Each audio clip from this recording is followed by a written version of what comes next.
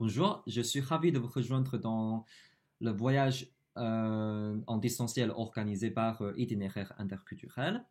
Avant de commencer notre voyage en distanciel, je me permets de me présenter.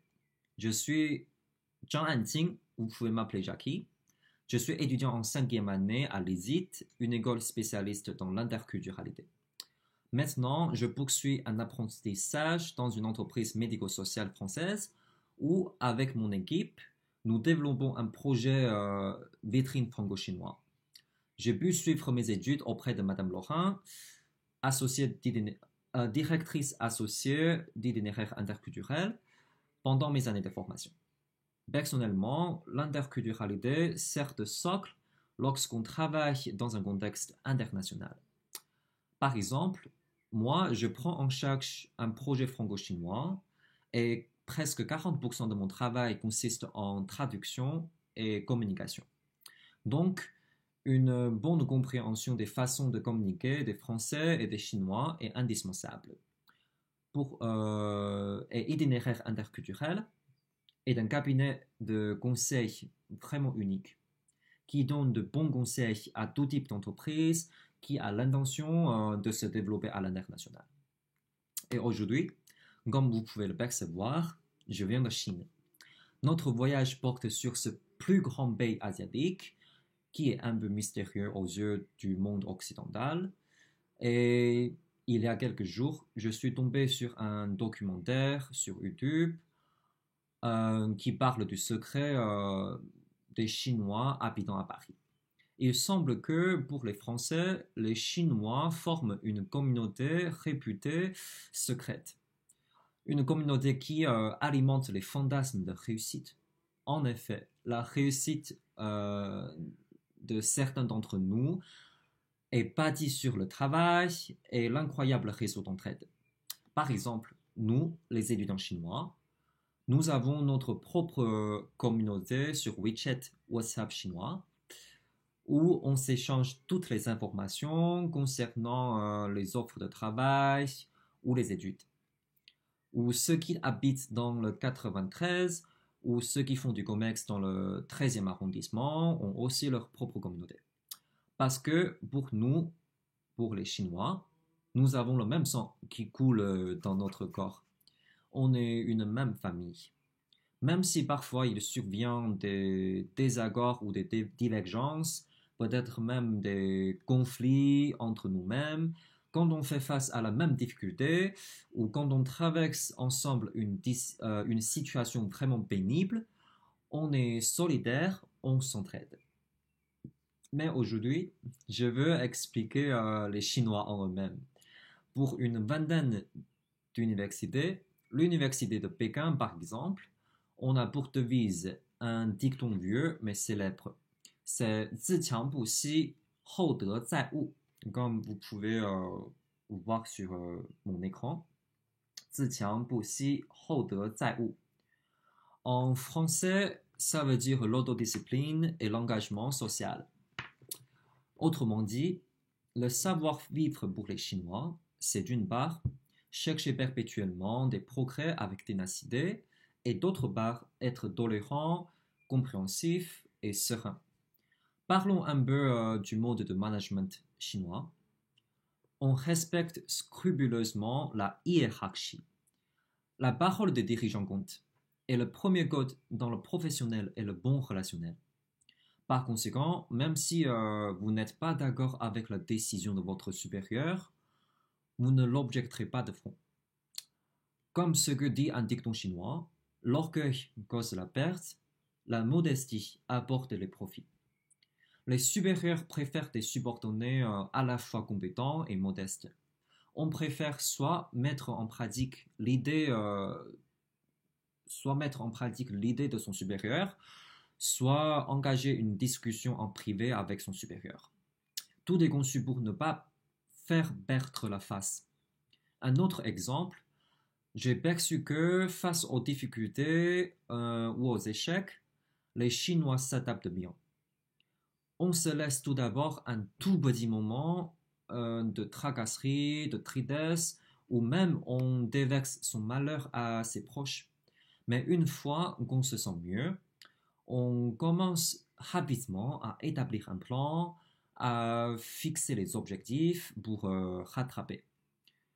Être serein, tolérant et compréhensif est perçu comme le comportement d'une personne mature. En ce qui concerne l'autodiscipline, le moral prime aux yeux des Chinois. Non seulement on travaille dur pour gagner la vie, mais aussi on se sent content et satisfait si on peut apporter sa pierre à son entreprise. Même dans la société ou en public par exemple, on a toujours dans notre cœur les normes et les règles.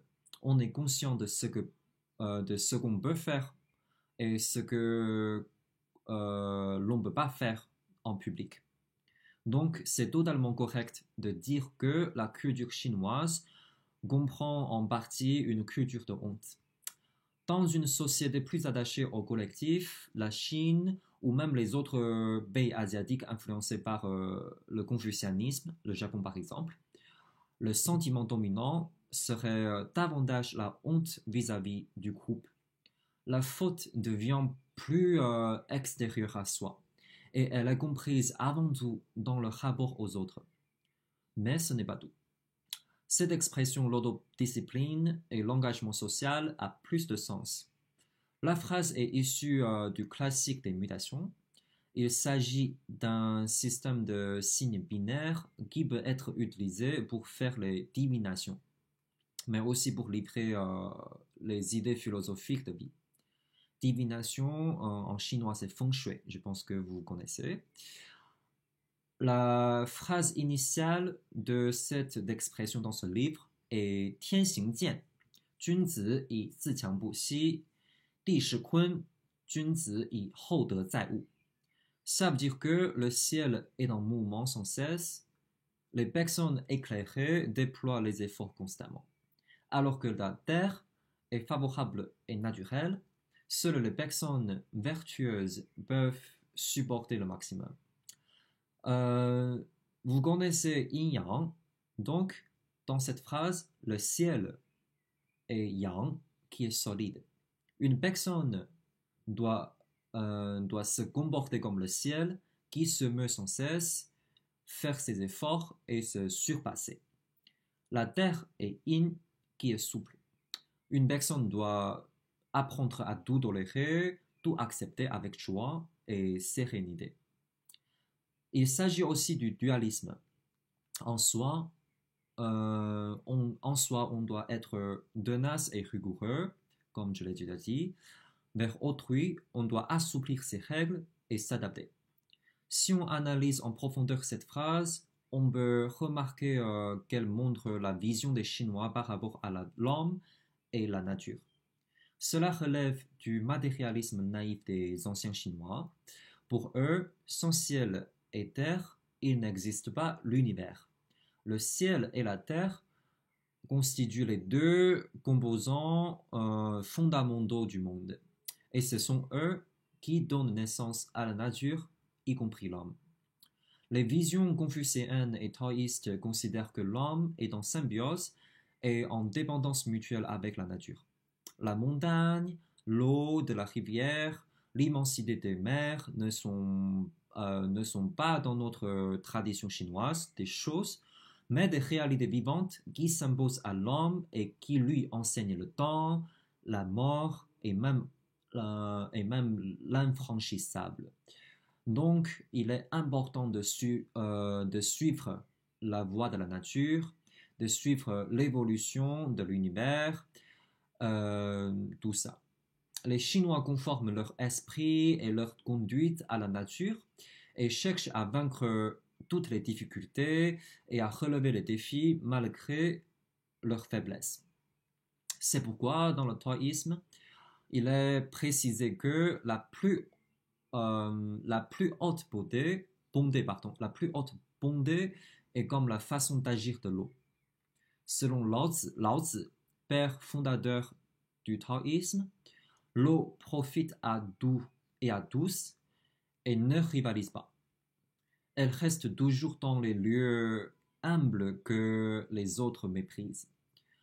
Autrement dit, on ne fait pas ou, euh, ou autrement dit, on ne fait ses efforts ou des bondés que pour soi-même, pas pour l'appréciation des autres. Et dans le confucianisme, le père fondateur Confucius met l'accent sur l'harmonie de la société. La vertu d'humanité est le principe pour l'harmonie. Il faut faire preuve d'affection,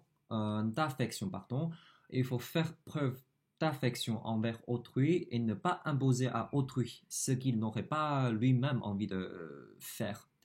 Chez les Chinois, l'individu est en lien étroit avec la société. On s'améliore pour assumer plus de responsabilités. L'autodiscipline se concentre sur la poursuite d'un homme en soi-même, alors que l'engagement social se concentre sur la poursuite d'un développement social harmonieux. Et j'ai reçu 3 questions auxquelles j'apporte mes réponses maintenant. La première question vient de Marc, merci. La Chine couvre une surface de près de 20 fois la France. Sur un tel espace, existe-t-il des différences culturelles particulièrement notables entre les gens de l'Est et de l'Ouest, du Nord et du Sud? Merci Marc pour votre réponse. Bien sûr, en Chine, on dit toujours qu'au-delà de la montagne, la culture changera. Même en comparaison avec les différences entre l'Est et l'Ouest, celles entre le Sud et le Nord sont plus visibles. La gastronomie, les modes de communication, les dialectes, les savoir-être, tout ça peut démontrer les différences entre les gens du Nord et les gens du Sud. Par exemple, je suis né dans une ville du nord-est de la Chine, mais j'ai fait mes études dans le Sud. Dans ma région natale, pardon, on aime les cuisines salées et même parfois huileuses. Alors que dans la ville où j'ai poursuivi ma licence, on préfère les cuisines épicées. Même à Canton, par exemple, les habitants aiment cuisiner la soupe. En ce qui concerne le caractère, la personnalité des gens, les gens du nord sont plus hospitaliers et les gens du sud se montrent parfois un peu distants. Les gens du nord manquent un peu d'attention à l'argent au quotidien, tandis que les gens du sud lésignent sur un sou. Par exemple, la première fois que j'ai fait mes achats, je pense, au supermarché dans une ville du sud, la vendeuse m'a rendu des centimes chinois. Je me suis dit, ah, pourquoi on me donne ces pièces? En fait, ça s'utilisera jamais. Mais dans le nord, si le vendeur doit de rendre, par exemple, 2,50 € ou 2,35 €, on va te donner que 2 euros. Et pour les 35 centimes, le vendeur va te rendre quelque chose en nature, te donner un petit légume par exemple. Un autre exemple intéressant, il y a nombre d'établissements de bains publics dans le Nord où les gens prennent ensemble un bain, même si on ne se connaît pas avant. On peut converser, causer, etc. Alors que dans les gens du Sud, c'est une bizarre habitude. On prend individuellement un bain sans que les autres soient présents. Donc, les établissements de bain publics dans le Sud installent les cloisons pour que chaque personne puisse profiter de son temps dans une petite loge. Vous voyez.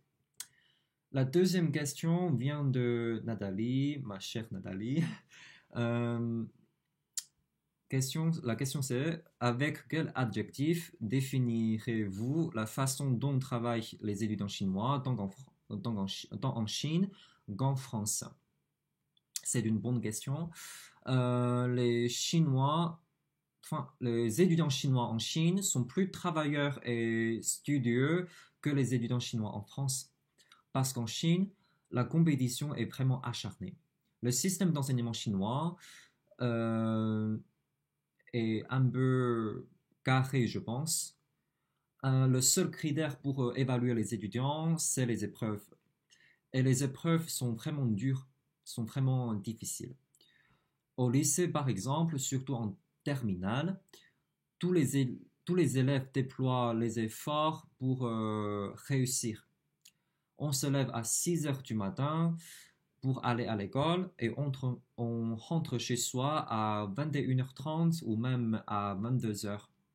Les cours se passent l'un après l'autre et chaque semaine, chaque mois, chaque trimestre et chaque semestre, on passe les épreuves au niveau de l'école, au niveau municipal et même au niveau provincial. Et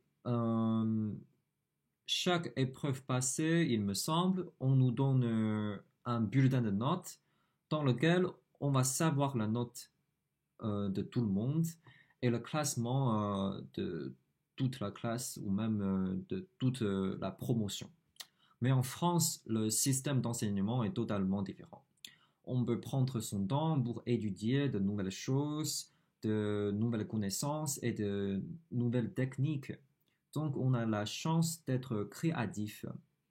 Mais j'ai encore l'impression que les Chinois en France ou à l'étranger sont davantage studieux.